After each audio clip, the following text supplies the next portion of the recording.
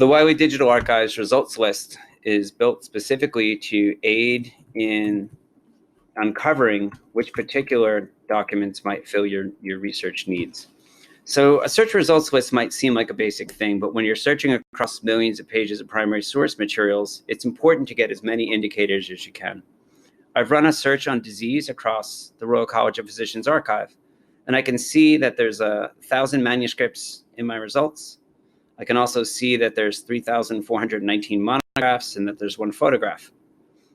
This tab for View More allows you to look more deeply inside each of these content types, but we try to break the content types out so that researchers can find the difference between printed and handwritten material, as well as published and unpublished material.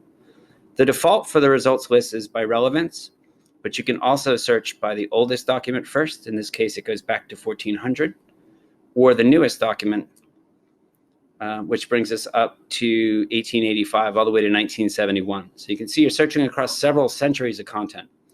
And in that case, the more you can tell researchers about the content itself, the better.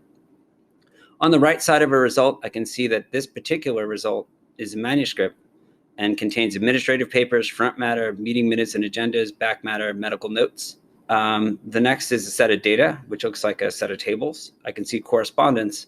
And next to the data, I can also see that there's a little icon here with the number 12. That tells me that there are 12 illustrations, or in this case, tables, within the document, and I can preview those by hovering over each document to get a sense of the material within the document. This is useful if you're looking for content with illustrations.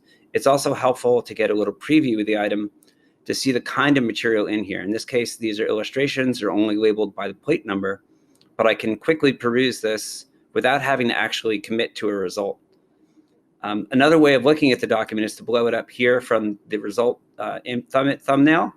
And I can flip through this quickly just to get a sense of the kind of content it is, right? If I'm looking for a particular format that tells me something about the nature of the material, these tools are here to help. If I do see something of interest, but maybe I don't have the time to look at it right now, I can mark these to a list, which will be saved within my session. And I can always go back up to that list at the top now. I can view my list from the results page, and I can export this to an HTML page, which will save to my desktop and open up with thumbnails and links right to that document. So really, I've taken out not just a bunch of links or downloaded the PDFs, but I've got hyperlinks right into each of these documents, which I can either share or use again in my research. Another way of looking at the list is to filter the list by content types. On the left, I can see the content subtypes, meaning the level below manuscripts, monographs, photographs, or maps. I can see that the majority of my results are from printed books, but they're followed by medical notes, as well as a number of other different content types. So if I'm just interested in biographies that relate to disease, I can click and sort that document to try to understand what those biographies are. And what we're trying to do is make it as easy as possible to get to the kind of material you're looking for in the least amount of clicks before you invest in your research. Another way to look at the content is to filter the content using the tools on the top right. One of these is simply to lay these out in thumbnails here. So rather than looking at a search results list in the normal format, I can lay this out as if I was putting them all out on a table in front of me. And now I can start to look through these documents in a more visual display. And again, those visual indicators, see, I can see that that's probably a newspaper clipping, and it is. I can see just by the format and size a little bit about these documents. And it's important when using primary sources that researchers and particularly students know that every document is not the same, that each search result correlates to a different researcher's experience. So seeing the size, juxtaposition, and condition, and even color of the document might tell me something about its age, its intended audience, who it was published for, and the research need it might serve. There's another tool we built in, which is called the place of publication browser.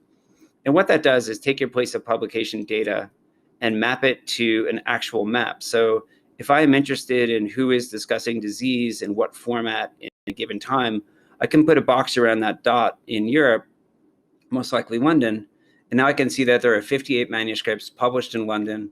There are 1,281 books, and on the bottom, of the page, if I navigate down, I can also see the years of publication laid out on a graph. So I can see the number of times that different topics were discussed in different years within different parts of the world. I can also see some of the subjects that correlate to that search. What this is trying to do is show you who is talking about what, where in the world, and at what time, which is useful when you're studying the evolution of an idea or you're trying to understand someone's influence or impact on science or medical research.